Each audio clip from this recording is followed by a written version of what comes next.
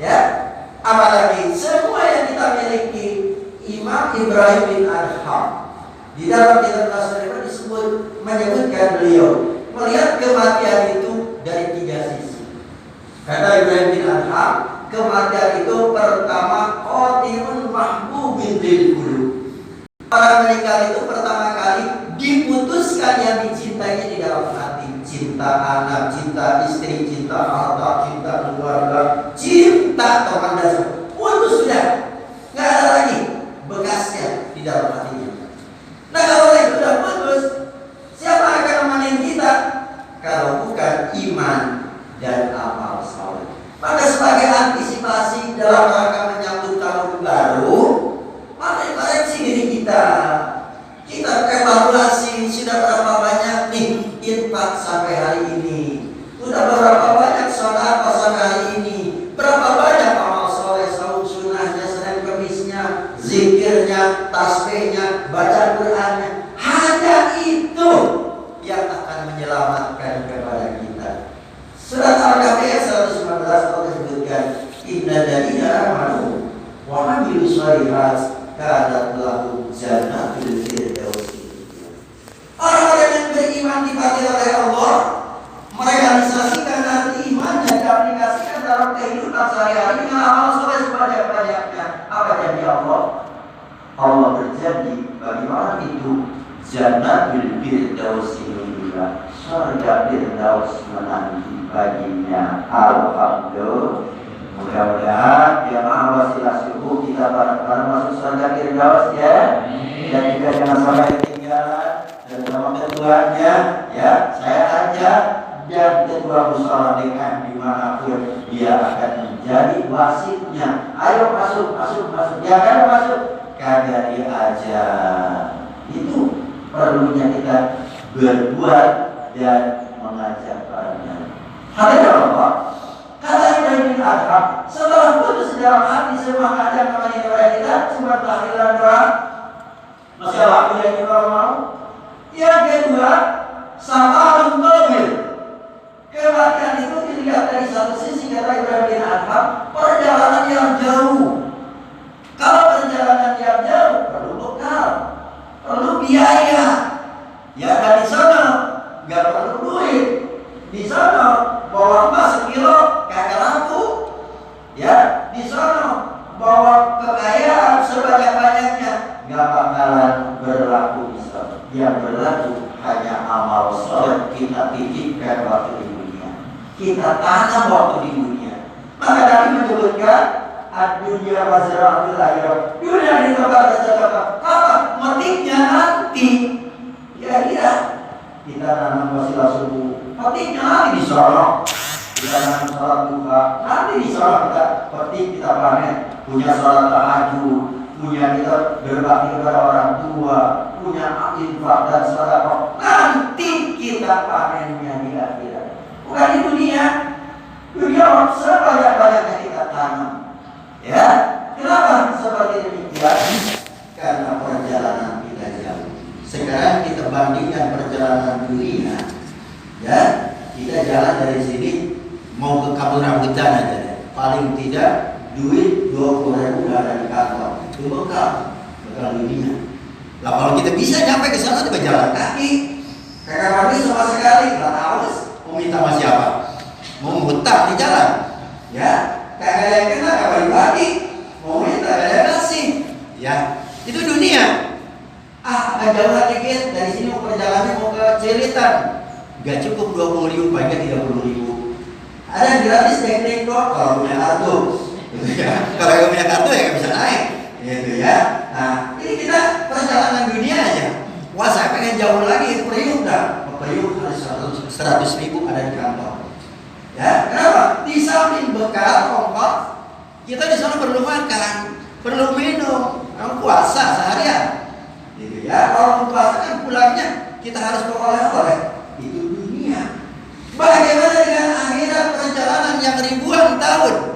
Ya, di dalam tafsir Yasin itu disebutkan Siratal mustaqim adalah jasrun ala nari jahannam.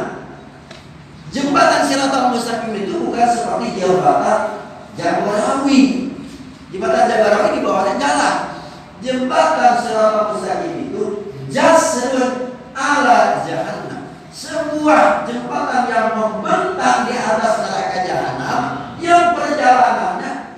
3000 tahun. Di bawahnya api neraka, di atasnya jembatan. Kita lewat di situ. Ya, dan di situ ada pos-posnya masing-masing. 100 tahun ketemu dengan satu pos. Pos apa yang akan ditanya di situ? Disiapkan pertanyaan oleh para malaikat. Sebelum kamu lewat pos ini harus lulus pertanyaan tentang apa? Tentang ibadah, yaitu fardu ain. Kamu harus mengenal tentang wudhu dan kebersihan. Pertama kali ditanya tuh, baru 100 tahun. Ada pos yang pertama. Ditanyakan bagaimana tentang wudhumu, bagaimana tentang kamu cara bersuci. Buddha ditanya, kenapa? Nggak tahu, kamu orang Islam, nggak pernah ngaji. Apa pernah ngaji? Bagaimana sholat kamu? Ya mau sholat aja. Kagak pernah tahu wudhu yang benar seperti apa, najis cara disuci bagaimana. Perjalanan jauh itu pertanyaannya bertubi-tubi, posnya bukan 1, 2, 3. Ada pos tentang wudhu, sholat, zakat, puasa, haji, bolos sosial. Sampai di ujung sana selamat wajar di dalam surga. Kalau kamu bisa jawab, ya udah nyemplung. Ya. Nah, wasilah subuh mengajak kepada kita, membangunkan, mengingatkan hidup ini sementara. Sebentar lagi tahun baru, umur udah semakin tua. Ya, taubat belum. Ya, amal soleh masih banyak yang ketinggalan. Apa yang akan kita persiapkan untuk akhirat nanti? Nah, maka untuk itulah jadilah orang yang beruntung.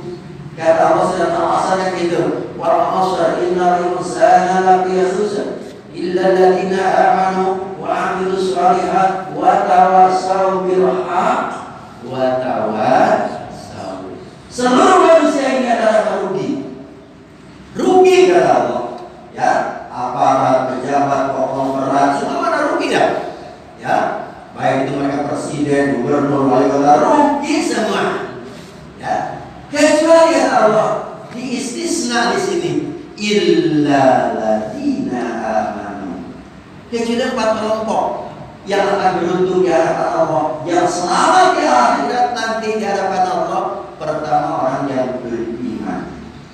Ya, dari mulai kita di alam barzah, di alam arwah sudah beriman, insya Allah lahir beriman, mudah-mudahan nanti membawa iman husnul.